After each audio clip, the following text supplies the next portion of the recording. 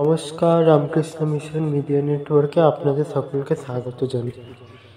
একটি বিশেষ কথা বলি, তারপর আজকে ভিডিওটা শুরু করছি। প্রথমে জানাই যে আমাদের সফটওয়্যার আপডেটের কারণে এই সপ্তাহ ঠাকুরমা স্বামীজির সঙ্গীত ও রামকৃষ্ণ মিশনের আলোচনা বন্ধ থাকছে শুধু এই সপ্তাহের জন্য। আগামী সপ্তাহ থেকে এগুলি আবার নতুন করে শুরু হবে। তাহলে আজকে আপনারা বেলুড় মঠের পূর্ণমঙ্গল দর্শন করুন।